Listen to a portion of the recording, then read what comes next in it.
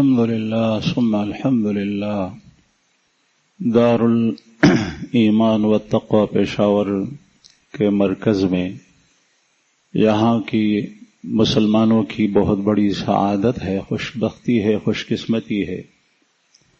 آس پاس جو علاقے ہیں ان کے اور پورے پشاور شہر کے کہ اس وقت یہ عظیم اجتماع تحریک ایمان و تقوی کا پشاور کے اس مرکز میں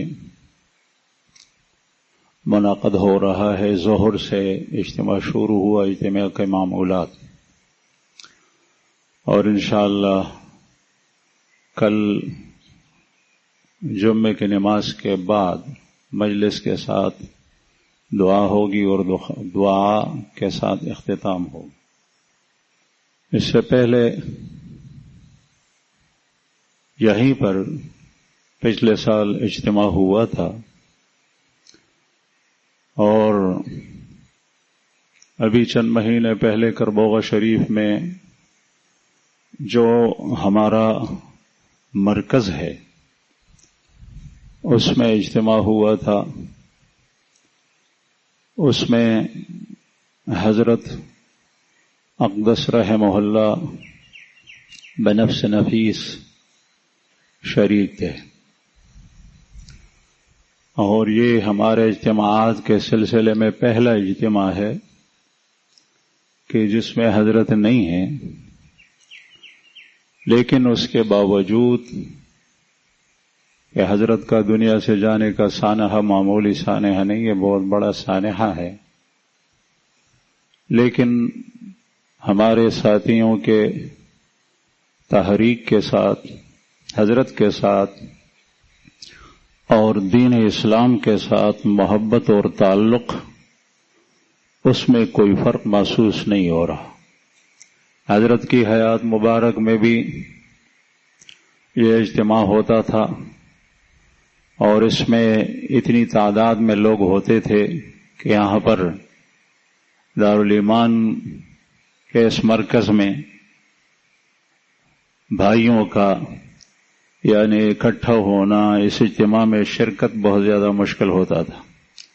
اور میں دیکھ رہا ہوں اس وقت میں جھمگٹے سے گزرا تو پچھلے اجتماعات کی طرح الحمدللہ اب بھی وہی صورتحال ہے۔ یہ اللہ جل شانہ کا فضل و کرم ہے۔ میں خود اپنے رب کا شکر ادا کرتا ہوں الحمدللہ، اور آپ بھی اللہ تعالیٰ کا شکر ادا کریں۔ اور یہ حضرت کی کڑن، ان کی محنت، ان کی تگ و دو، ظاہری جسمانی اپنے آپ کو تکانا، فکری اور دماغی طور پہ اپنے تکانا، یہ اور دعائیں اور ان کی گڑگڑانا اللہ کے سامنے، یہ اس کے ثمرات ہیں۔ اس وقت چونکہ اس کا دورانیہ کم ہے اور اس اجتماع میں تشکیل پہلے سے ساتھیوں کی طرف سے ہوتی ہے، میں تو خود بیمار بھی تھا لیکن الحمدللہ زبان ٹھیک ہے، تو میرا ارادہ تو یہ تھا کہ میں سنوں حضرت مولانا مفتی زبیر شاہ صاحب اور ہمارے دوسرے ساتھی وہ حضرات کچھ کہیں، ہم ان کے ارشادات کو سنیں، پلے باندھیں، اس پر عمل کریں۔ لیکن انتظامیہ کی طرف سے بہت اصرار تھا کہ ترتیب یوں تشکیل پائی ہے، تو میں پشاور والوں کے لیے، اس ملک کے لیے اور پوری دنیا کے مسلمانوں کے لیے اس اجتماع کے توسط سے یہ چند گزارشات کرتا ہوں بیان کی صورت میں۔ پہلی بات تو یہ ہے کہ اس وقت دنیا کے اندر جتنی بھی حکومتیں ہیں پریشانی کے اندر ہے۔ ویسے تو حضرت بھی ارشاد فرماتے تھے اور اس طرح تھا بھی، لیکن اس وقت جو حالت ہے وہ پریشانی پوری حکومتوں کے، چاہے وہ مسلمان حکومتیں ہیں یا کافر یہود و نصارہ اور دوسرے لوگوں کی ہے، دوسرے قوموں کی ہیں، وہ سب پریشانی کے عالم میں مبتلا ہیں۔ بڑے بے چین ہیں اور اضطرابی کیفیت سے گزر رہے ہیں.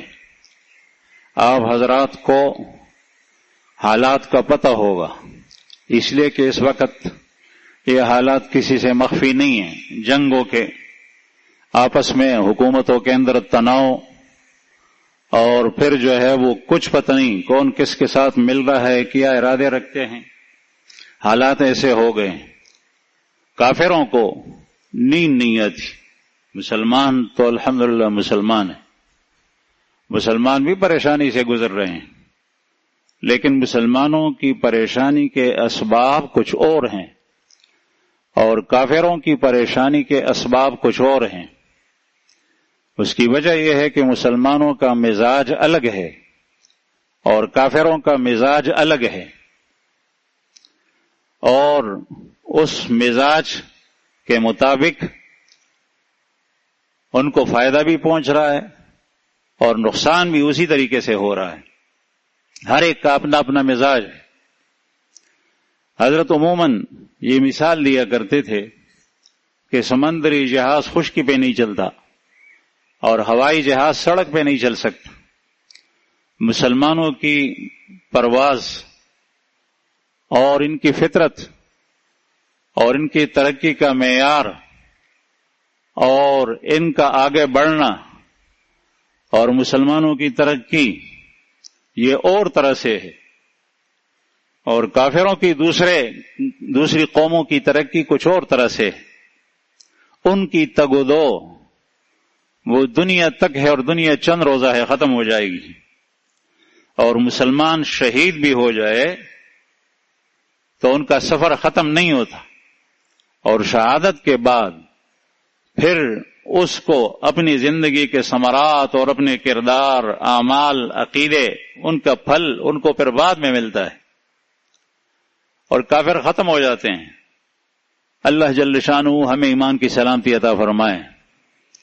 تو باوجود اس کے کہ پوری دنیا پریشان ہے، لیکن نوعیت الگ الگ ہے، اسباب جدا جدا ہیں، وجوہات الگ الگ ہیں. دوسری بات یہ ہے کہ مسلمانوں کو ان حالات میں پریشان نہیں ہونا چاہیے. خود ہمارے پیارے رب نے، اللہ جل جلالہ، جو کائنات کا خالق و مالک ہے اور پوری کائنات کا رب اور پروردگار ہے ہمارا بھی، انہوں نے اپنے کلام پاک میں ارشاد فرمایا فَلَا تَهِنُوا وَلَا تَحْزَنُوا وَأَنْتُمُ الْأَعْلَوْنَ إِن كُنتُم مُؤْمِنِينَ. کمزور مت ہو، غم مت کرو، تم ہی اوپر ہوگے، تم ہی غالب ہوگے. ہر میدان میں دلائل کے اعتبار سے، ظاہر اور نفس الامر کے اندر، حقیقت کے اعتبار سے، اور پائیداری اور دوام کے اعتبار سے، ہر اعتبار سے، نعمتوں کے اعتبار سے بھی مومن ہی غالب ہے. مومنوں کے لیے کوئی پریشانی کی ضرورت نہیں. لیکن اصل بات یہ ہے کہ اپنے آپ کو ہم مومن ثابت کریں. اور ہمارا کام کیا ہے اس وقت مسلمانوں کی پریشانیاں ملکوں کے اعتبار سے بھی ہیں، لیکن ہمارے حضرت قدس اللہ سرہ ان اجتماعات کے توسط سے جو بات ارشاد فرمایا کرتے تھے تو وہ پورے مسلمانوں کی، پوری دنیا کی مسلمانوں کی فلاح جس صورت میں ہوتی تھی اس کو بیان کرتے، اس کو تلاش کرتے، اس کو مسلمانوں کے سامنے رکھتے، اور ہماری ترتیب وہی ہے. اور اس کے لیے مثال لیتے کہ اگر کوئی شخص پہاڑ کی چوٹی سے گر جائے اور وہ پہاڑ کے نیچے دامن کے اندر آ جائے لڑکتا ہوا، اس کے ہاتھ بھی ٹوٹے ہیں، اس کے پیر بھی ٹوٹے ہیں، اس کے دل پر دورہ بھی پڑ گیا ہے، اس کے سر کو چوٹ بھی لگی ہے، دماغ بھی ٹھیک نہیں ہے، تو اس کے پیر کے اندر کانٹے بھی چبے ہیں. تو سب سے پہلے اس کا وہ علاج کرنا چاہیے جس پر پورے جسم کا مدار ہو، وہ دل اور دماغ ہیں. اس کے ہاتھ اور اس کے پاؤں کا ٹوٹنا، اس کا علاج پہلے نہ ہو. اگر کوئی ڈاکٹر اور طبیب سب سے پہلے اس کے ہاتھ اور پیر کا علاج کرتا ہے تو وہ عقل سے کورا ہے. اس شخص کی موت واقع ہوگی لیکن نہ اس کا ہارٹ ٹھیک ہوگا، نہ اس کی ٹانگیں ٹھیک ہوگی، نہ اس کا دل و دماغ ٹھیک ہوگا، وہ مر جائے گا۔ سب سے پہلے اس کا علاج اس کے سر کا اور اس کے دل کا ہونا چاہیے۔ تو اس وقت پوری دنیا کی اس پریشانی کے لیے مسلمانوں کی حالت اور کیفیت ایسی ہے جس طریقے سے انسانی جسم کے اندر دل اور دماغ ہو۔ بس اگر دل اور دماغ ٹھیک ہو جائے، ان کا علاج پہلے ہو جائے، تو پھر ٹوٹا ہوا ہاتھ اس کا علاج بھی ہو سکتا ہے، آسان ہے، اور ٹانگ ٹوٹی ہے اس کا علاج بھی آسان ہے، دل ٹھیک ہو جائے۔ اور پھر امت مسلمہ جو مختلف ملکوں کے اندر بٹی ہوئی حکومتوں کے اندر آج کل تقریباً 60 سے کچھ کم ملکیں حکومتیں ہیں، یہ ساری کی ساری اس کے دل و دماغ وہ حضرات اہل علم ہیں، اہل اصلاح ہیں، اہل ارشاد ہیں، جن کے کندھوں کے اوپر یہ بوجھ پڑ گیا ہے کہ وہ امت کو وہ نقشہ جو رسول اللہ صلی اللہ علیہ وسلم نے ہمیں وراثت میں چھوڑا ہے وہ امت کے سامنے پیش کریں، حجت کے اعتبار سے بھی، تعلیم کے اعتبار سے بھی، تدریب کے اعتبار سے بھی، اور نفس الامر اور حقیقت اور عمل کے اعتبار سے بھی، اخلاقی اعتبار سے بھی وہ عمل بھی پیش کریں نمونہ۔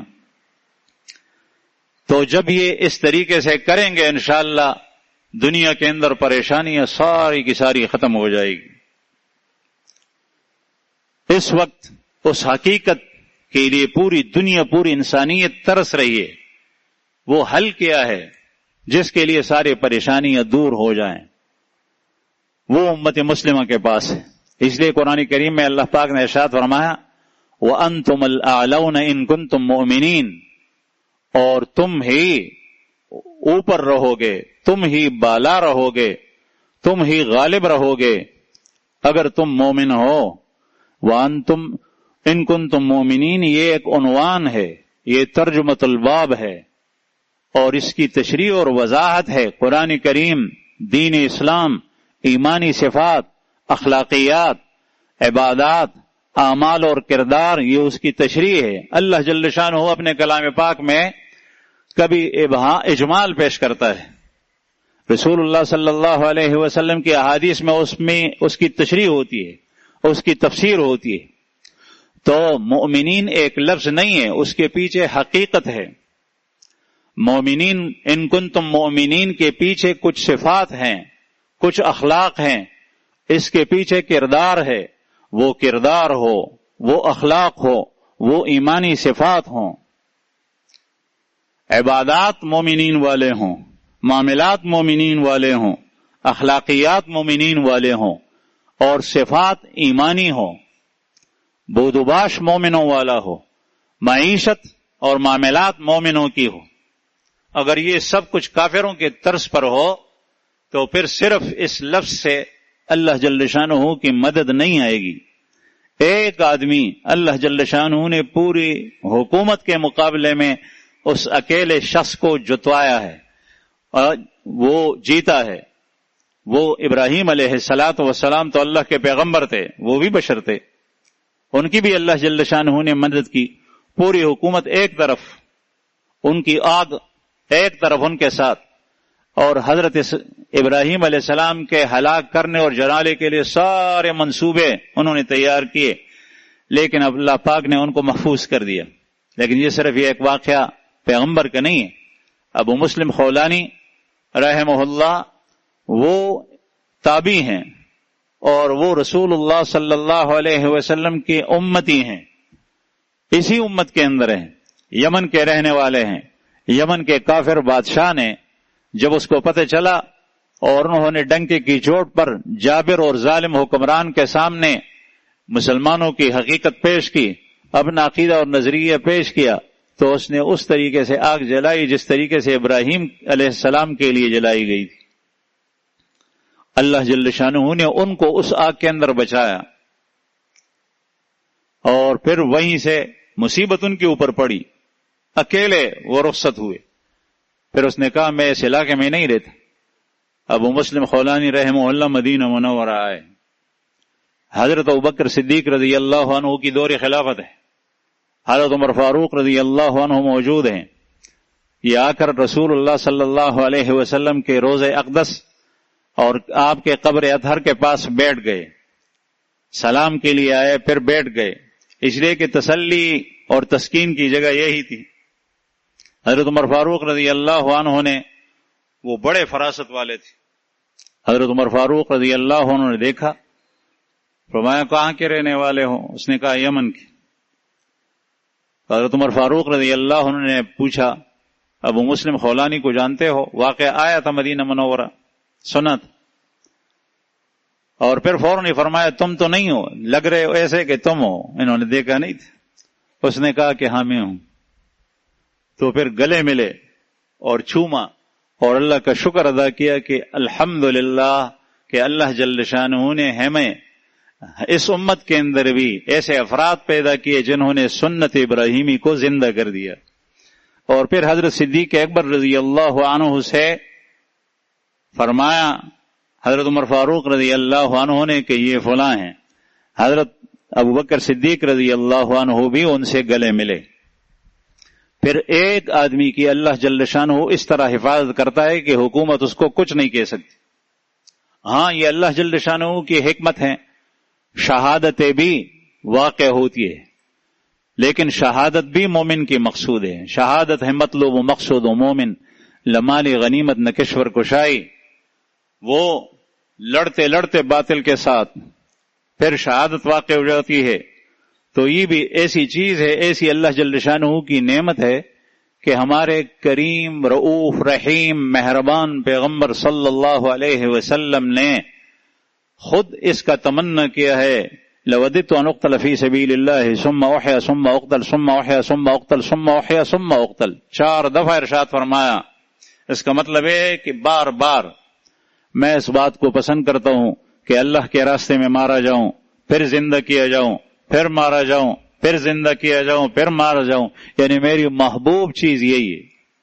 یہ تو اللہ جل شانہ کی اپنی قدرت ہے اور اللہ جل شانہ کے حکمتیں ہیں کہ سید الرسل خاتم النبیین صلی اللہ علیہ وسلم کو کسی کافر کے ہاتھ سے وہ نقصان نہیں پہنچایا۔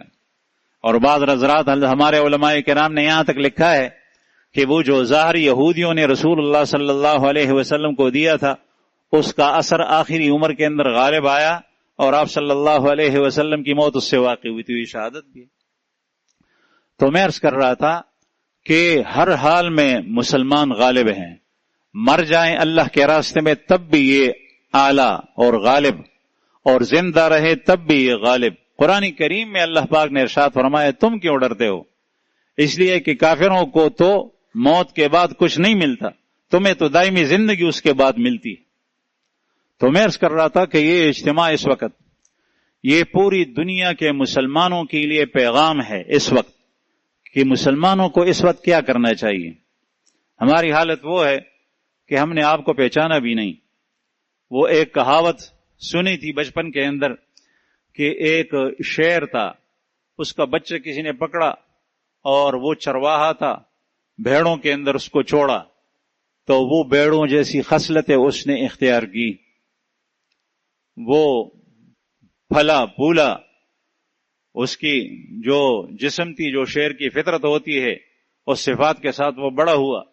ایک دفعہ وہ پانی کی گھاٹ پہ گیا اور پانی پی رہا تھا، جب دیکھا وہ صاف پانی تھا، اس میں اس کو اپنا چہرہ نظر آیا تو اس نے کہا کہ او میں تو شیر ہوں، ابھی مجھے پتہ چلا کہ میں تو شیر ہوں۔ تو پھر اس کے بعد جو ہے وہ اس نے اس ریوڑ کو کھانا اور اس کو جو ہے وہ توڑنا شروع کیا بھیڑوں کو۔ پھر اس کو بھی وہ طریقہ نہیں آیا چرواہے کو کہ کیا کیا جائے۔ اس کو اپنی شناخت تب معلوم ہوئی جب اس نے پانی کے اندر دیکھا۔ مسلمان نے اپنے آپ کو پہچانا نہیں ہے۔ ہماری ذمہ داری کیا ہے؟ ہمارا مقام اللہ جل شانہ کے ہاں کیا ہے؟ پوری دنیا کی اقوام ایک طرف اور مومن اللہ جل شانہ کا ولی ہے، اس کے علاوہ کوئی اور اللہ کا دوست نہیں ہے، اور مومن کا کوئی دوست کافر نہیں ہے اللہ کے علاوہ۔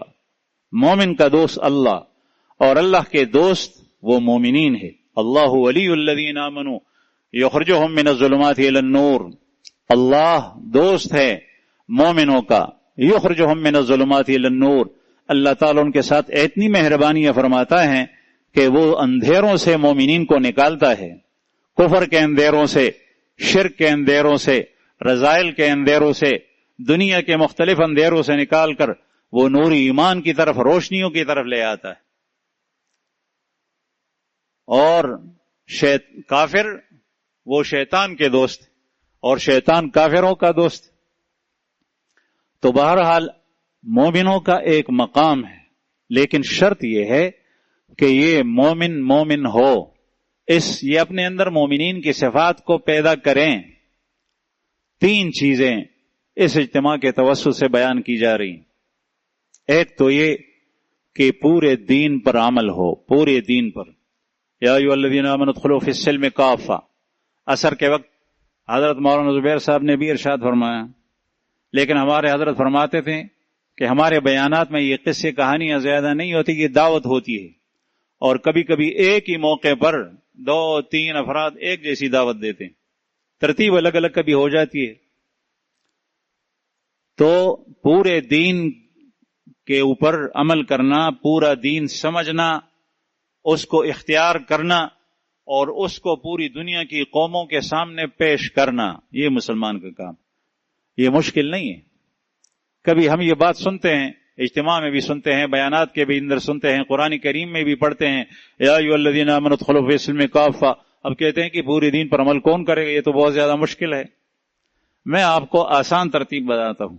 سب سے پہلی سیڑھی پوری دین پر عمل کرنے کی یہ ہے التزام شریعت، کہ مومن کے لیے یہ شرط ہے، ضروری ہے کہ وہ مومن ہونے کے دعوے کے ساتھ ساتھ یہ کہے کہ اللہ کی طرف سے رسول اللہ صلی اللہ علیہ وسلم پر جو شریعت آسمان سے قرآن کریم اور یا وہی غیر مطلوع کی شکل میں اتری ہے، میں اس سب کو اپنے اوپر لاگو کرتا ہوں، میں مانتا ہوں اور میں انشاءاللہ اس کے اوپر چلوں گا۔ التزام شریعت، دل کے اندر یہ بات طے کر لے۔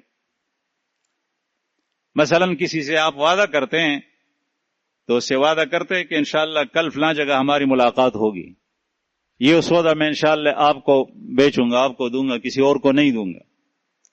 یہ التزام اپنے اوپر کر لے، یہ بہت ہی آسان ہے، یہ سیکنڈوں کا کام ہے، اس پہ 3 سیکنڈ بھی نہیں لگتے۔ اور اگر یہ نہ ہو تو اس کا مطلب یہ ہے کہ میں نماز تو اپنے اوپر لاگو کرتا ہوں، اس کا التزام کروں گا، لیکن معاملات میں اپنی مرضی پہ چلاؤں گا تو یہ مسلمان رہے گا نہیں۔ معیشت میری اپنی مرضی کی ہوگی، یہ مسلمان نہیں رہے گا۔ مجھے وہ اخلاق پسند نہیں ہے، وہ صفات پسند نہیں ہے جو رسول اللہ صلی اللہ علیہ وسلم نے امت کو پیش کیے ہیں، یہ مسلمان نہیں رہے گا، اس کا التزام میں نہیں کرتا۔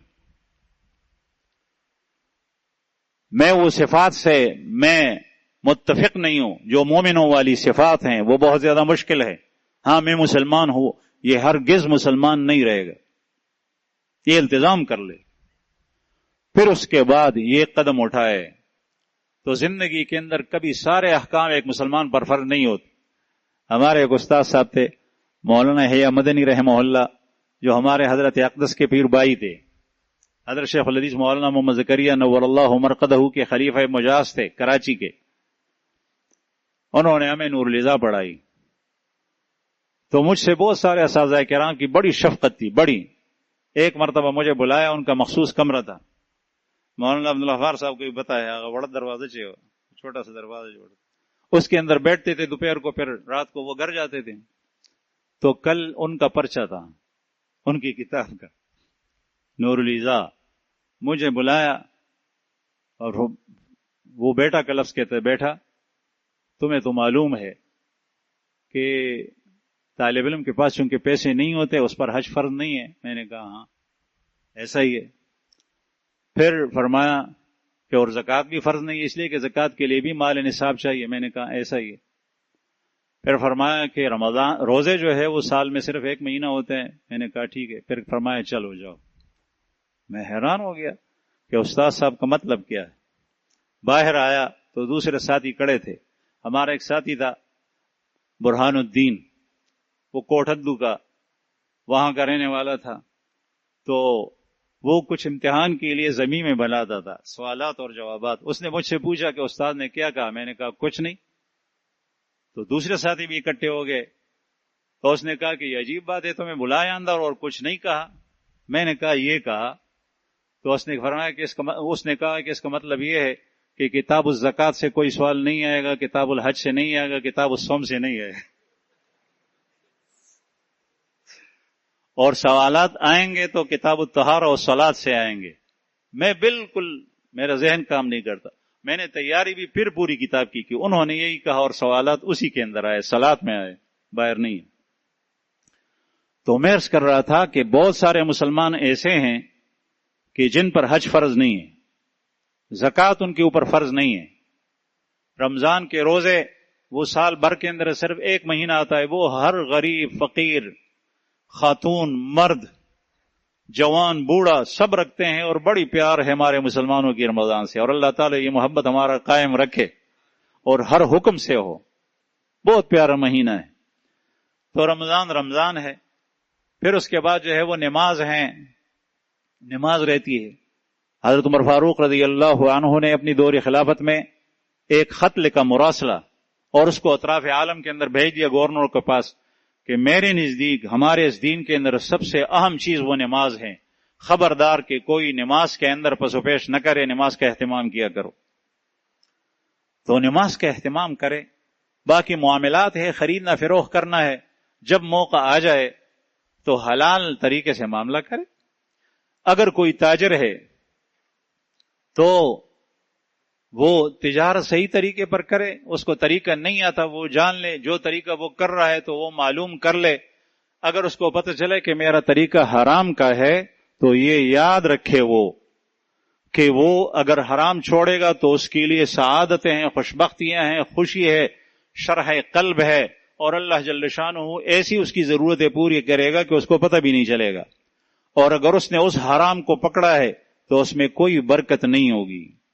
وہ آئے گا اور ایسے نکلے گا جس طریقے سے گندم کی بوری آپ نے کچی زمین کے اوپر رکھی ہے اور نیچے سے چوہے جو ہے وہ اس میں سوراخ کر گئے ہیں. آپ اوپر دیکھتے ہیں کہ بوری صحیح سالم پڑی ہے اور نیچے سے سارا کا سارا جو ہے وہ غلہ نکل رہا ہے. تو آپ کے پاس پیسے آئیں گے، مہینے کے 5 لاکھ آئیں گے، 10 لاکھ بھی آئیں گے، لیکن ان میں وہ برکت، خوشی، سکون قلب، اطمینان نہیں ہوگا جو اس فقیر کے جس کے پاس مہینے کے 15,000 اور 20,000 روپے آتے ہیں اس کے اندر جو اطمینان ہے، لیکن وہ ہے مومن. تو میں عرض کر رہا تھا کہ پورے دین کے اوپر عمل کرنا بہت آسان. یہ تو بعض لوگ جو کہتے ہیں یہ ہمیں پریشان کرتے ہیں، یہ نہیں. آپ صلی اللہ علیہ وسلم نے ارشاد فرمایا یسروا ولا تعسروا. امام بخاری رحمہ اللہ نے حدیث کا ٹکڑا ترجمہ الباب بنایا، الدین یسر، دین بہت ہی آسان ہے. تو پورے دین پر عمل کرنا بہت ہی آسان، کوئی مشکل نہیں. حضرت عمر فاروق رضی اللہ عنہ فرماتے ہیں 2 چیزیں ہیں، 2 سواریاں ہیں، ان میں سے کسی پر بھی میں سوار ہو جاؤں اور کوئی شخص سوار ہو جائے تو سیدھا جنت پہنچائے گی. ایک شکر ہے اور دوسرا صبر ہے. اللہ جل شانہ کی نعمتوں پر شکر ادا کرے. یہ نماز پڑھنا شکر ہے، عملی شکر.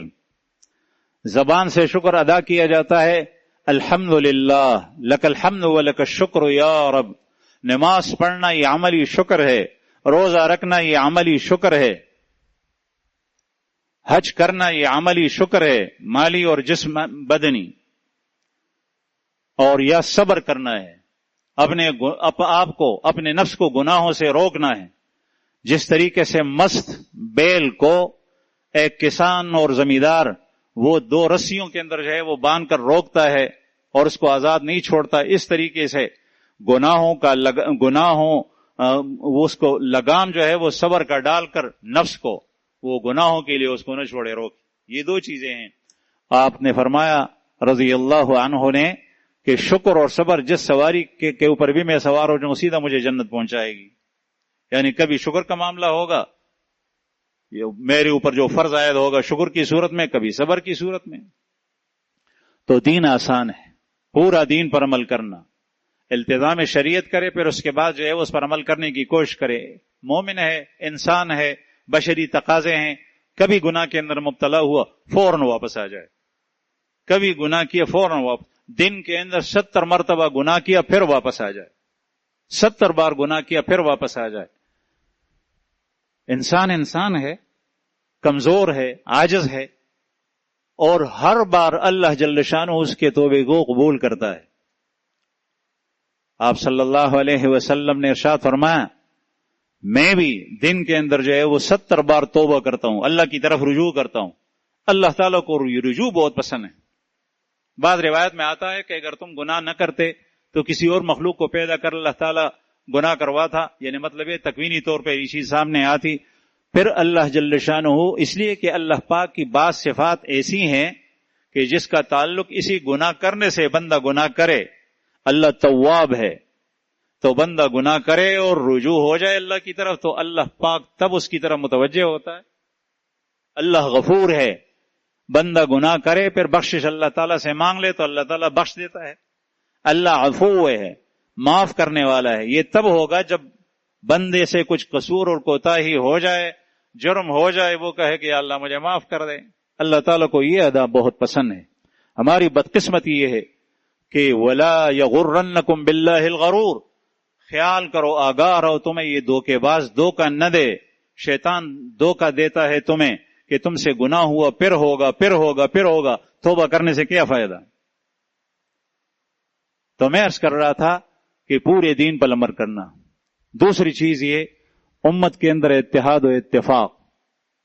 اس دین کے اندر دو قسم کی چیزیں، ایک خاص عبادات ہیں جس کا تعلق اللہ سے ہے، اس سے کوئی مستثنی نہیں ہے۔ نماز ہے، روزہ ہے، زکوٰۃ ہے، حج ہے، جس پر فرض ہے، میں نے عرض کیا وہ اللہ جل شانہ کے سامنے ادا کرے، چاہے مولوی ہے، عالم ہے، شیخ الحدیث ہے، مفتی ہے، وہ بھی اس سے مستثنی نہیں ہے، اور ڈاکٹر اور انجینئر ہے، وہ بھی اس سے مستثنی نہیں ہے۔ پھر اس کے بعد ہر ایک کا اپنا اپنا میدان ہے۔ کوئی عالم ہے، صرف اور صرف مدرس ہے، وہ مدرسے میں پڑھاتا ہے، کوئی خطیب اور امام ہے، کوئی مفتی ہے، لوگوں کو فتوے بتاتا ہے۔ پھر اس کے بعد یا کوئی ڈاکٹر ہے، یا انجینئر ہے، یا تاجر ہے، دکاندار ہے، یا زمیندار ہے، اس کا جو وہ معاملہ ہے وہ معاملہ دین کے موافق ٹھیک رکھے، بس وہ رشوت نہ لے، وہ حرام کی کمائی نہ لے، اور اس کی جو ذمہ داری ہے اس کو پوری کرے۔ دوسری چیز امت مسلمہ کا آپس میں اتحاد و اتفاق، اور اس کی دو صورتیں ہیں۔ ایک عام مسلمان ہیں ہماری طرح، عام مسلمان جو عام وقت گزار رہے ہیں، ان کا اتحاد و اتفاق تو اس سے آتا ہے کہ دل کے اندر کسی سے کینہ اور بغض نہ رکھے۔ یہ چیز بہت زیادہ بڑھ گئی، کینہ اور بغض نہ ہو، ایک حسد نہ ہو۔ دوسری بات یہ ہے کہ ہر مسلمان کا حق ادا کیا جائے، سلام کیا جائے، مہمان کا اکرام کیا جائے، کسی کو مسلمان کو ضرورت ہو اس کی ضرورت اور حاجت کو پوری کرے، حاجت براری کرے، وہ بیمار ہو اس کی عیادت کے لیے جائے۔ حضرت خدیجہ رضی اللہ عنہا ام المومنین نے رسول اللہ صلی اللہ علیہ وسلم کو پہلی وحی کے نزول کے وقت تسلی دیتے ہوئے جو ارشاد فرمائے الفاظ، اس میں ساری کی ساری یہی چیزیں، انک لتصل الرحم وتحمل الکل وتقری الضیف وتعین علی نوائب الحق۔ آپ تو دوسروں کا بوجھ اٹھاتے ہیں، آپ تو فقیر کے لیے کمواتے ہیں یا کما کر دیتے ہیں، آپ مہمان کا اکرام کرتے ہیں، آپ ضرورت مند کی ضرورتیں پوری کرتے ہیں۔ اس سے اتحاد و اتفاق آئے گا۔ اور یاد رہے کہ جو شخص کسی مسلمان کی مدد اور خدمت میں لگا ہوا ہے، اللہ جل شانہ اس کی ضرورتیں پوری کرتا ہے۔ اگر آپ کہتے ہیں کہ مجھے وہ چیز ملے جو میں مانگتا ہوں، ویسے تو دعا خود عبادت ہے مستقل، چاہے آپ کو کوئی چیز وہ چیز ملے یا نہ ملے۔ کبھی اس کو آخرت کے لیے ذخیرہ کیا جاتا ہے، کبھی اس کی جگہ دوسری چیز دی جاتی ہے، کبھی اس کی وجہ سے کوئی مصیبت ٹل جاتی ہے، وہ چیز آپ کو نہیں ملتی۔ لیکن اگر آپ چاہتے ہیں کہ آپ کو وہ چیز ملے جو آپ چاہتے ہیں، وہ آپ کی فوری ضرورت ہے، تو آپ کسی اور کی ضرورت کو پوری کریں اور اس سے دعا لیں، پھر اس سے دعا اگلوائیں، اس کے دل سے دعا نکالیں، پھر اللہ جل شانہ آپ کی وہ ضرورت پوری کرتا ہے۔ رسول اللہ صلی اللہ علیہ وسلم نے خود اس کی تعلیم فرمائی، اور یہ ارشاد فرمایا، حضرت عمر فاروق رضی اللہ عنہ کو جب وہ عمرہ پہ جا رہے تھے، انہوں نے اجازت مانگی کہ یا رسول اللہ میرا عمرہ کو جی چاہتا ہے، تو آپ صلی اللہ علیہ وسلم نے ارشاد فرمایا کہ اے بھیا، ہمیں اپنے دعا میں نہیں بھولنا، بھیا ہمیں اپنے دعا میں نہیں بھولنا. آپ صلی اللہ علیہ وسلم نے تعلیم دی دوسروں، لیکن دوسروں کو آپ دق پہنچائیں، اذیت پہنچائیں، بغض رکھیں، حسد رکھیں اس کے ساتھ، اس کے آثار آپ کے چہرے اور جسم پر نمایاں ہوں، پھر وہ آپ کے لیے دعا کیسے کرے؟ میں ایک دفعہ حضرت کے ساتھ تھا، حضرت رحمہ اللہ حج پہ گئے تھے، میں گیا تھا، میں دوسرے گروپ کے ساتھ گیا تھا، لیکن حضرت فرمایا تم ہمارے ہوٹل میں میرے ساتھ رہو. تو 2 رات میرے خیال میں 2 راتیں تھی، میں حضرت کے ساتھ تھا کمرے میں. تو سحری کے وقت ہم ہمارے حرم شریف جا رہے تھے. پاکستان اور سعودیہ کا 2 گھنٹے کا فرق ہے. جب وہاں سحری کا وقت ہوتا ہے تو پاکستان کے اندر جو ہے وہ اس پہ 2 گھنٹے گزرے ہوئے ہوتے ہیں، یعنی فجر کی نماز بھی ہو چکی ہوتی ہے، کبھی کبھی سورج بھی نکلتا ہے. اس وقت فون آیا اور حضرت وضو فرما کر باتھ روم سے، وضو خانے سے باہر تشریف لا رہے تھے، سامان وامان لے حرم شریف چلنے کے لیے برابر کر رہے تھے. میں بھی جلدی جلدی وضو کرنا چاہتا تھا، اسی وقت اس نے فون کیا. یہ وہ زمانہ تھا جب میرے پاس موبائل ہوتا تھا. تو اس نے فون کیا، اس نے کہا میرے لیے دعا کرنا. میں نے کہا ٹھیک ہے کرتا ہوں. پھر اس نے کہا اسپیشل دعا کرنا. میں نے کہا ٹھیک ہے اسپیشل دعا کروں گا. اس نے پھر کہا کہ دعا میں تہجد میں دعا کرنا. میں نے کہا اگر تہجد کی توفیق مل گئی اور مجھے یاد آ گیا تو پھر دعا کروں گا. پھر اس نے کہا دعا کے لیے میرے لیے رونا بھی، میرے لیے رو بھی. تو حضرت میں بات کر رہا تھا، میری بات حضرت سن رہے تھے، کمرے میں تھے. اس کی بات تو نہیں سنتے، لیکن اس سے ہوشیار آدمی اندازہ لگا سکتا ہے کہ وہاں سے کیا بات ہو رہی ہے. تو حضرت نے فرمایا یہ کون ہے؟ میں نے کہا حضرت آپ اس کو نہیں جانتے. تو یہ دعا ہے، اسپیشل دعا کرنا، تہجد کے اندر دعا کرنا، اتنے قیودات لگانا، یہ تو آدمی کو تنگ کرنا اور دق کرنا ہوتا ہے. میں عرض کر رہا تھا کہ جب آپ کسی مسلمان کی خدمت میں لگے ہوں گے تو آپ کی حاجتیں اللہ جل شانہ پوری فرمائے گا. اتحاد و اتفاق اس سے آتا ہے کہ جو ایک مسلمان کے دوسرے پر حقوق ہے وہ پورے ہو جائیں. آج کل وہ حقوق پورے نہیں ہوتے، حتیٰ کہ والدین کے حقوق اس پر بھی دوسروں کو ترجیح دی جاتی. بہن بھائیوں کے حقوق اغراض کے لیے پورے ہوتے ہیں، اگر وہ غرض نہ ہو تو وہ حقوق نہیں. الا ماشاء اللہ بہت سارے لوگ ہیں جن کی وجہ سے دنیا آباد ہے، الحمدللہ کر رہے ہیں. دوسری اتحاد و اتفاق حضرات اہل علم کے اندر جو فروعی اختلافات ہے، یہ حضرت شیخ الحدیث مولانا محمد زکریا نور اللہ مرقدہ نے رسالہ لکھا ہے کہ یہ امت کا اختلاف رحمت ہے. اختلاف الائمہ یہ رحمت کا باعث ہے. کسی امام کا ایک حدیث کے اوپر عمل ہے، دوسرے امام کا دوسری پر ہے. رسول اللہ صلی اللہ علیہ وسلم کی ساری احادیث کے اوپر عمل ہے. امام ترمذی رحمہ اللہ فخر کے طور پر یہ کہتے ہیں کہ میری اس حدیث کتاب کے اندر کوئی حدیث ایسی نہیں ہے جس پر کسی نہ کسی کا عمل نہ ہو سوائے 2 احادیث کے. اور احناف کہتے ہیں کہ ان 2 احادیث کے اوپر بھی ہمارا عمل ہے. تو یہ تو اللہ جل شانہ کی طرف سے رحمت ہے.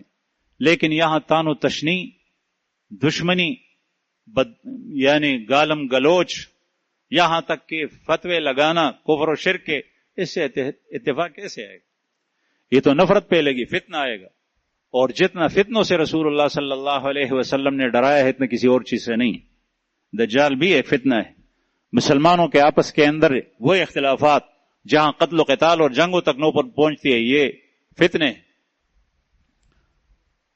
تو یہ اتحاد و اتفاق، اس کے لیے ہمارے حضرت رحمہ اللہ نے جو اصول پیش کیے ہیں، الحمدللہ ثم الحمدللہ، پورے ملک کے اندر بلکہ باہر ممالک کے اندر بھی جو ذہین اور قابل حضرات اہل علم ہیں، حتیٰ کہ اس وقت جو پوری امت مسلح کی ترجمانی اور نیابت کر رہے ہیں، شیخ الاسلام مولانا محمد تقی عثمانی صاحب دامت برکاتہم اللہ، اللہ تعالیٰ ان کی زندگی میں برکت عطا فرمائیں، انہوں نے اس کے ساتھ اتحاد کیا ہے کہ یہ بہت سخت ضرورت ہے.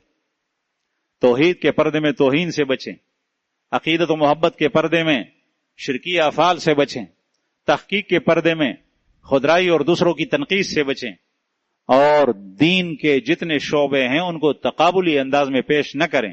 یہ کرنا ہے، یہ کرنا ہے، اس پر آ کر سارے جمع ہو جائے. نہیں، پوری امت. قرآن کریم میں اللہ پاک نے ارشاد فرمایا وَاعْتَصِمُوا بِحَبْلِ اللَّهِ، اللہ کی رسی کو جمیعاً سارے کے سارے مل کر پکڑو.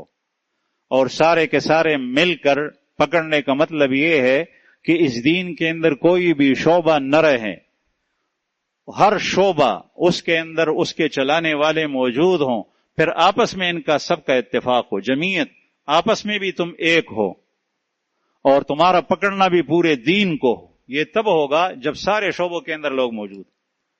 یہ نہ ہو کہ اس میں آ کر جمع ہو جائیں. میں مثال دیتا ہوں کہ ہمارے ہاں 2 دریا ہیں. ہمارا گاؤں 2 دریاؤں کے سنگم پر واقع ہے. بیچ میں کشتیاں ہم نے بہت دیکھی. اس میں مختلف ملاحوں کے مختلف کام ہوتے ہیں. پیچھے ایک تختہ ہوتا ہے, ہم کو سنگاوڑ کہتے ہیں. وہ چلانے والا ایک آدمی ہوتا ہے, ایک ہاتھ کٹا ہوا بھی اس کو چلا سکتا ہے.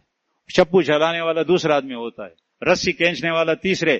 4-5 بندے ہوتے ہیں. بھری ہوئی کشتی کو وہ چلاتے ہیں.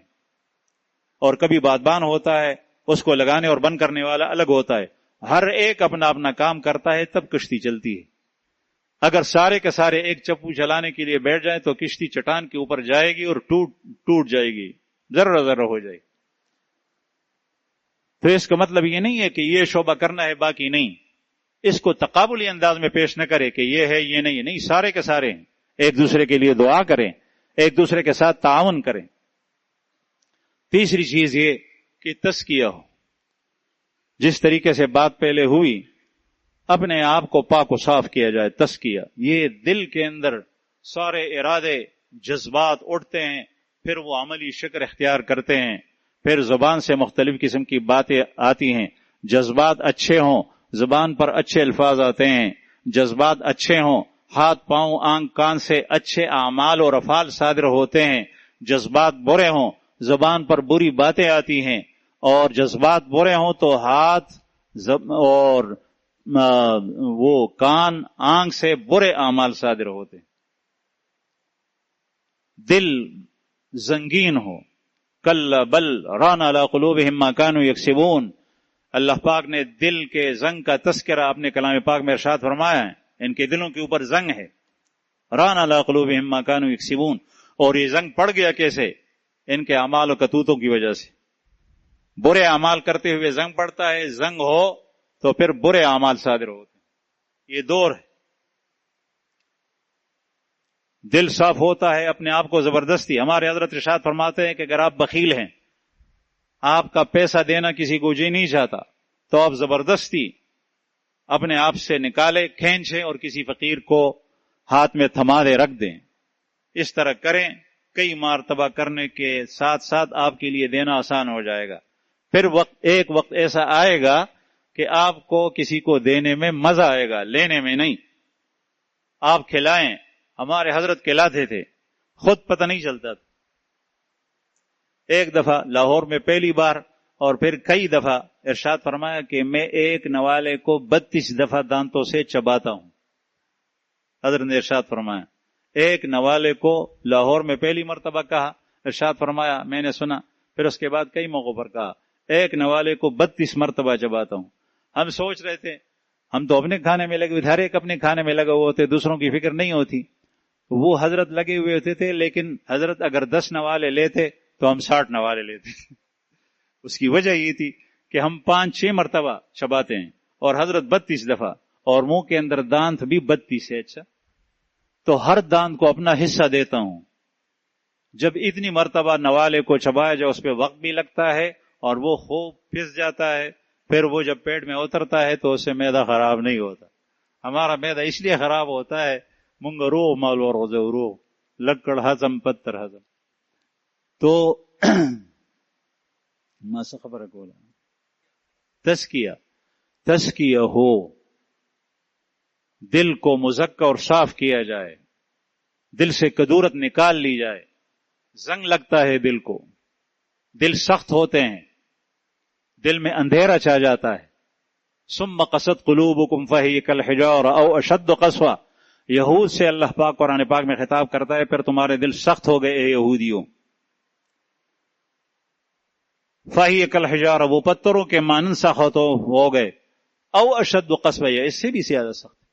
انسان ایسا ہے, جب یہ گرتا ہے تو یہ ہر حیوان اور جمادات سے بھی نیچے چلا جاتا ہے, اور جب یہ اوپر ترقی کرتا ہے تو یہ فرشتوں سے اس کی پرواز اونچی ہو جاتی ہے. گرتا ہے تو اولئک کالانعام بل ہم اضل, یہ انعام سے بھی گئے گزرے. گائے کو چھوڑ دو کھیت سے, آپ رسی نہ پکڑیں, وہ اپنے گھر میں گھسے گی. دودھ دوہنے کا وقت آ جائے تو آپ کے لیے کھڑی رہے گی. دودھ دو ہیں. بکری کو ذبح کرنا چاہیں اس کے گلے کے اوپر چوری رکھیں, وہ بغیر باندھے ہوئے آپ اس کو ذبح کریں, اس کا گوشت کھائیں. اولئک کالانعام بل ہم اضل, وہ تو اپنے مالک کے لیے پاؤں پھیلائے ہوئے ہیں, حتیٰ کہ ذبح کرنے کے لیے تیار, لیکن یہ انسان اللہ کی بات ماننے کے لیے تیار نہیں. ثم قست قلوبکم فہی کالحجارہ او اشد قسوہ, پتھر سے بھی زیادہ سخت ہو گئے تمہارے دل. آگے دلیل دی ہے فإن من الحجارۃ لما يتفجر منه الانہار وإن منها لما يشقق فيخرج منه الماء. بعض پتھر ایسے ہیں جس سے دریائیں نکلتی ہے, بعض ایسے ہیں جو پھٹ کر ان سے جو ہے وہ چینا نکلتا ہے. وإن منها لما يهبط من خشية اللہ, بعض کم از کم اللہ کے خوف اور خشیت سے سال ہا سال ایک چٹان پورا پہاڑ ایک جگہ پر پڑا ہوا تھا, وہاں سے لڑک کر جو ہے وہ زمین پہ آتا ہے, یہ اللہ کے ارادے اور اللہ کے حکم سے. لیکن یہ انسان کا دل نہ رہی ہوتا, 60-70 سال کی زندگی اس پہ گزر جاتی ہے, ٹس سے مس نہیں ہوتا. تو میں عرض کر رہا تھا کہ تزکیہ, یہ دونوں چیزیں بھی تزکیہ پر مرتب ہوتی ہے. پورے دین میں آدمی داخل تب ہوگا, امت کے اندر اتحاد و اتفاق تب آئے گا جب تزکیہ ہو, مجلہ ہو, مزکہ ہو. ہمارے ہاں تو کبھی ایک مدرسے کے اندر سارے اساتذہ کا بھی اتفاق کسی چیز پہ نہیں ہوتا. میرا نام سب سے آخر میں کیوں آیا لسٹ میں, اوپر کیوں نہیں آیا, مجھے یہ کتاب کیوں نہیں دی گئی, فلاں کو کیوں دی گئی.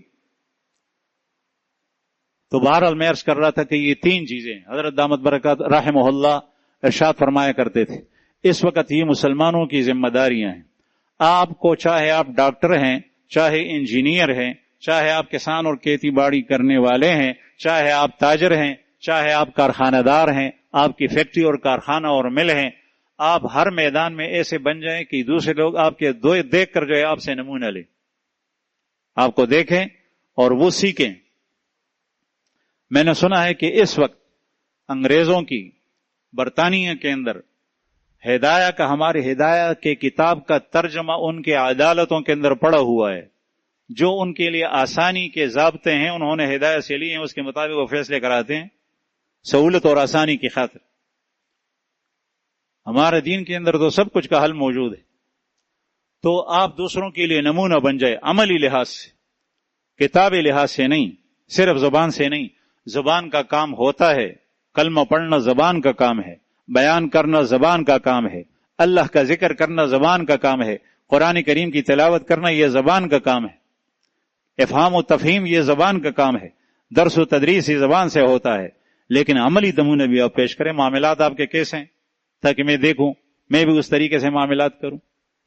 اخلاقیات کیسے ہیں آپ, ٹھیک ہے بے شک کسی ادارے کے بڑے ہیں, گھر کے بڑے ہیں, آپ کے پاس پورا ایک جمگٹھا ہوتا ہے, لیکن آپ کے اخلاق کیسے ہیں, آپ کا لینا دینا وہ کس اندازے پر ہے. حضرت سلمان فارسی رضی اللہ عنہ فرماتے ہیں کہ مجھے عیسائیوں کا مذہب جب پسند آیا, 250 سال ان کی عمر تھی, بعض حضرات 350 سال کے تھے. جب وہ گیا تو جس پادری کے پاس میں گیا, میں نصرانیت اختیار کی, تو اس کے پاس مال آتا تھا اور سارا کا سارا مال وہ جمع کرتا تھا. فقیر کو مسکین کو نہیں دیتا تھا. لوگ دیتے تھے کہ فقراء کو دیں, وہ فقیر اور مسکین کو نہیں دیتا, وہ اپنے لیے جمع کرتا تھا. اور اس نے پورے گڑھے بھر دیے تھے. تو جب مر گیا, ان کی عمر تو زیادہ تھی, وہ مر گیا, کئی مر گئے تھے, کئی پادریوں کے پاس رہا. جب وہ مر گیا پہلا, تو وہ اس نے کہا کہ اچھا آدمی نہیں تھا. جب تدفین اس کی ہوئی تو لوگوں سے کہا کہ آدمی ٹھیک نہیں تھا. انہوں نے کہا تیرے پاس کیا دلیل ہے کہ ٹھیک نہیں تھا؟ انہوں نے فرمایا کہ ان کے پاس مال جو آتا تھا تم لوگ دیتے تھے, وہ سارا کا سارا جمع کر دیا تھا. کہاں ہے وہ مال؟ گھڑوں کے اندر اس نے یہاں پر دفن کیا ہے. جب وہاں زمین کھولی تو سارا مال اسی میں. اس سے لوگوں کی اصلاح کس طرح ہوگی؟ اگر آدمی رسول اللہ صلی اللہ علیہ وسلم کے اخلاق کی تعلیم دیتا ہے. آپ صلی اللہ علیہ وسلم نے صحابی سے جو مسافر تھے, آئے تھے, بھوکے تھے, پیاسے تھے, فرمایا کہ یہی رہو. وہ کہتے ہیں کہ رات کو غالباً حضرت مقداد رضی اللہ عنہ ہوئے, آپ صلی اللہ علیہ وسلم نے ارشاد فرمایا کہ بکری کا دودھ دوہ کر خود پیو اور پھر تھوڑا سا میرے لیے بھی رکھو, جب میں آؤں گا تو پی لوں گا, آپ سو جائیں پھر آرام سے. تو وہ کہتے ہیں کہ میرا اپنے حصے سے گزارا نہیں ہوا تھا, تو رسول اللہ صلی اللہ علیہ وسلم نے دیر کر دی. تو میں نے کہا کہ آپ صلی اللہ علیہ وسلم کا حصہ جو پڑا ہوا ہے آپ نے شاید کسی انصاری کے ہاں کچھ کھایا پیا ہوگا، آ کر یہ میں آپ کا حصہ بھی پی لوں۔ شیطان نے بار بار یہ کہا کہ آپ نے پی لیا ہوگا، پی لیں، کچھ فرق نہیں پڑتا اس۔ کہتے ہیں کہ آخر کار میں اٹھ گیا، بھوک لگی تھی، میں نے اس کو بھی پی لیا۔ نبی کریم صلی اللہ علیہ وسلم کا حصہ جو ہم نے رکھا تھا وہ بھی میں نے پی لیا۔ آپ صلی اللہ علیہ وسلم رات کو آئے تو یہ کہتے ہیں کہ جب میں نے پی لیا تو پھر مجھے شیطان نے دوسری بات سجانی شروع کی، مجھے کہا کہ اب تمہاری خیر نہیں ہے۔ آپ صلی اللہ علیہ وسلم تشریف لائیں گے، جب وہ برتن دیکھیں گے خالی ہے وہ بد دعا دیں گے، تمہاری دنیا بھی خراب اور آخرت بھی خراب۔ اب یہ باتیں مجھے دل میں ڈالتا ہے۔ تو میں نے کہا پہلے یہ کہا تو نے، اب تو نے یہ کہا۔ آپ صلی اللہ علیہ وسلم آئے برتن سے، وہ پہلے جب آئے تو نماز کے لیے کھڑے ہوئے، کوڑ آہستہ کھولے، آہستہ سلام کیا۔ تو یہ کہتے ہیں کہ میں جاگ رہا تھا لیکن میں نے سلام کے جواب نہیں دیا تاکہ آپ کو پتہ نہ چلے، دل میں کہا۔ پھر آپ نماز کے لیے کھڑے ہوئے، نماز سے فارغ ہونے کے بعد جب برتن کے لیے آئے تو برتن خالی ہے، تو ہاں پہلے برتن دیکھا پھر نماز کے لیے کھڑا ہو گئے۔ تو یہ کہتے ہیں کہ اب آپ ہاتھ اٹھائے اور دعا کی، اور دعا ہمارے لیے کی، خیر کی دعا کی، اپنے لیے بھی کی اور ہمارے لیے بھی کی۔ وہ الفاظ میں اس وقت بھول گیا ہوں۔ تو یہ کہتے ہیں جب آپ نے نیت باندھ لی تو میں کھڑا ہو گیا، میں نے چوری لی، میں نے کہا بکری ذبح کرتا ہوں تاکہ ان کا گوشت جو ہے وہ آپ کے لیے بھون دوں لکڑیوں پر رکھ کر، اور آپ بھی کھائیں اور ہم بھی کھائیں ساتھ، اس لیے کہ آپ بھوکے ہیں۔ اس کا مطلب یہ ہے۔ جب میں کھڑا ہو گیا بکری کے پاس گیا تو جب بکری کے تھن کو میں نے دیکھا تو اس میں دودھ بھرا ہوا تھا، اس پر ہاتھ پھیرا، کافی دودھ تھا۔ تو برتن میں نے وہ دھونا شروع کیا، وہ کافی بڑا برتن بھر گیا سارا کا سارا۔ پھر اس کے بعد میں نے رکھا، میں بہت خوش ہوا۔ آپ صلی اللہ علیہ وسلم جب فارغ ہوئے تو آپ نے دیکھا برتن کے اندر دودھ ہے، تو فرمایا کہاں سے لائے ہو؟ تو میں نے کہا کہ یا رسول اللہ میں نے ذبح کرنے کے ارادے سے گیا اور یہ بکری کے اندر یہ دودھ تھا۔ تو آپ نے پھر فرمایا کہ یہ برکت اللہ کی طرف سے آئی، اللہ کی طرف سے آئی، اور مجھے پھر دعا کی۔ بہرحال میں عرض کر رہا تھا کہ آدمی کے اندر یہ صفات آ جائیں، اللہ جل شانہ اس کے دل کو تمام چیزوں سے مستغنی کرے گا۔ جو فرح و سرور اس پہ کھانے پہ حاصل ہوتا ہے، وہ بھوکے اور پیاسے رہنے میں وہ سرور اور خوشی اس کو حاصل ہوگی۔ جو طاقت اللہ جل شانہ کھانے میں دیتا ہے وہ بغیر کھانے کے بھی دے سکتا ہے، وہ دینے والا اللہ ہے، نتائج مرتب کرنے والا اللہ ہے۔ تو تزکیہ بھی ہو، تزکیہ آسان ہے۔ الحمدللہ اس وقت ہمارے اس ملک کے اندر مشائخ موجود ہیں، اور حضرت کا سلسلہ جو مرکز کے اندر تھا اور ان کے خلفائے کرام دوسرے مراکز کے اندر، وہ سلسلہ الحمدللہ کربوغ شریف کے اندر جاری ہے، وہ چشمہ جاری ہے، لوگ آتے ہیں، بیعت ہوتے ہیں مسلسل، اور خبریں سن کر حضرت مولانا زبیر شاہ صاحب سے، اور میں خود بھی جاتا ہوں دیکھتا ہوں تو دل خوش ہوتا ہے کہ الحمدللہ وہ ترتیب جاری ہے۔ کسی اور سے آپ بیعت ہو جائیں، حضرت فرماتے تھے کہ آپ کسی اور پیر سے بیعت ہو جائیں، مجھ سے نہیں، وہ سختی فرماتے تھے اس میں، لیکن ساتھی مجبور کرتے تھے کبھی، اور پھر فرماتے ہیں کہ کام سیکھنے کے لیے یہاں آ جائے، تزکیہ آپ کا ضروری ہے، اور ایسے شخص کے ساتھ آپ کا تعلق جڑ جائے کہ آپ کا تزکیہ اس سے ہو سکے۔ اور حضرات اہل علم یہ کام کو سیکھیں، یہ کام سیکھیں، وقت لگائیں اس کے لیے، کربوغ شریف کے اندر اور دوسرے مراکز کے اندر بھی الحمدللہ یہ بہت آسان ہے۔ اس وقت دنیا بھر کے لوگ آتے ہیں، میں یہ نہیں کہہ رہا کہ وہ لشکر کے لشکر آتے ہیں، 4 ساتھی، 5 ساتھی، حضرات علماء کرام، مفتیان کرام، مشائخ باہر کے ممالک سے بھی آتے ہیں۔ اس وقت آپ کے اس اجتماع کے اندر بھی کربوغ شریف سے آئے ہوئے بنگلہ دیش کے عالم اور مفتی موجود ہیں الحمدللہ، اور انہوں نے ایک چل لگایا، پھر دوسرا چل لگایا، اب تیسرا ہے نا، تیسرا شروع ہونے والا ہے، تیسرا شروع۔ ان کو کہتے ہیں کہ میں ایک چلے کے لیے آیا تھا، مجھے مزہ آیا، میرے سامنے تشریف فرما ہے، اور پھر اس سے جو ہے وہ تسلی نہیں ہوئی، اب تیسرے چلے کا ارادہ ہے تاکہ کام کو خوب سمجھو۔ تو جن کے دل میں بات بیٹھ جاتی ہے اللہ جل شان اس کو دیتا ہے، نصیب کرتا ہے۔ اللہ پاک ہمیں صحیح سمجھ عطا فرمائیں اور اس کام کو سمجھنے کی اور اس پر عمل کرنے کی اور اس کے چلانے کی اور اس میں ایک رکن بننے کی توفیق عطا فرمائیں، اور اللہ تعالی ہم سے وہ کام لے جو رسول اللہ صلی اللہ علیہ وسلم نے اس امت کے لیے چھوڑا ہے کہ یہ امت نمونہ بن کر دوسروں کے سامنے پیش کرے۔ اور ہمارے حضرت رحمہ اللہ اکثر و بیشتر اس آیت کے اوپر بھی وہ کرتے تھے، تفسیر اس کے اوپر بیان کرتے تھے۔ شہداء کون سے پارے کے مولانا غفار صاحب؟ لیکون الرسول علیکم شہیدا وتکونوا شہداء علی الناس کذالک جعلناکم امۃ وسطا لتکونوا شہداء علی الناس۔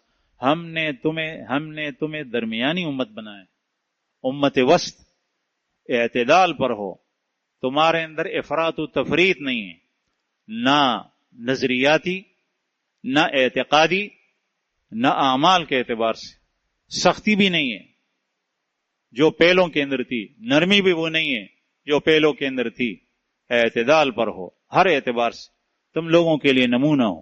اس امت کو نمونہ بننا چاہیے، اس کی فلاح اسی میں ہے، اس امت کی کامیابی اسی میں ہے، حکومتوں کی کامیابی اسی میں ہے، فوج کی کامیابی اسی میں ہے، ہمارے کارخانوں اور میلوں والوں کی کامیابی بھی اسی کے اندر ہے۔